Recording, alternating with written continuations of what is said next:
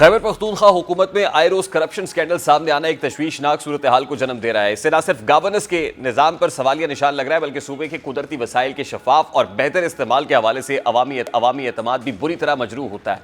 अब ताज़ा तरीन मामला प्लसर गोल्ड की नीलामी से जुड़ा है, जहां बेज़ाब्तगियों के इंकशाफात ने सूबाई हुकूमत और इदारों की कारकर्दगी पर संगीन सवालात खड़े कर दिए हैं। ये वो मामला है जो बज़ाहिर सूबे के लिए माशी इनकलाब की सूरत इख्तियार कर सकता था, लेकिन अब खरबों के नुकसान की कहानियां मंजर आम पर आ रही हैं। मीडिया रिपोर्ट्स के मुताबिक नैब की तहकीकात में यह इंकशाफ हुआ है कि दरियाए सिंध और दरियाए किनारे मौजूद सोने के ब्लॉक्स की नीलामी में रिजर्व प्राइस जानबूझकर कम मुकर्रर की गई थी और national centre of excellence in geology Peshawar की 2015 की स्टडी को यकसर नजरअंदाज किया गया। हालांकि इस स्टडी में फी टन 0.21 से 44.15 ग्राम सोने के ज़खायर की निशानदेही की गई थी। अब इस मामले में इल्ज़ाम ये लग रहा है कि महकमे ने खैबर पख्तूनख्वा एक्शन रूल्स 2022 को नज़रअंदाज करते हुए मखसूस बोली दहिंदगान को फ़ायदा पहुँचाने की कोशिश की।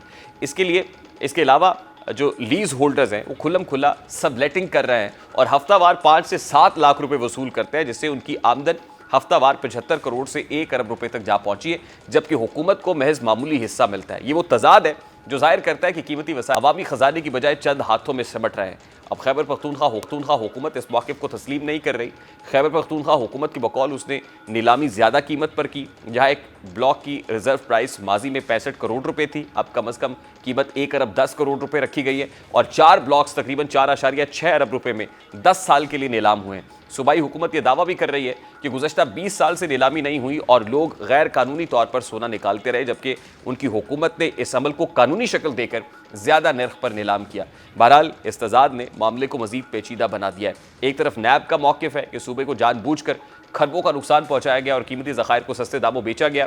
अब हकीकत जो भी हो, असल नुकसान सूबे की आवाम का है, जो अपने ही वसाइल के गैर शफाफ इस्तेमाल की वजह से गुरबत और पसमानदगी में जकड़े हुए हैं। ये स्कैंडल इस बात की निशानदेही करता है कि अगर मुतल्लिका महकमे अपनी जिम्मेदारियां ईमानदारी से अदा न करें तो कीमती कुदरती ज़खायर भी करप्शन की नज़र होकर अवामी तरक्की की बजाय चंद मखसूस तबकात की जेबों में चले जाते हैं। तहरीक इंसाफ की हुकूमत जो खुद को शफाफियत और एहतसाब के लंबरदार करार देती रही है, खैबर पख्तूनख्वा में प्लसर गोल्ड की नीलामी में सामने आने वाली बेज़ाब्तगियों ने उसके दावों पर संगीन सवालात खड़े कर दिए हैं।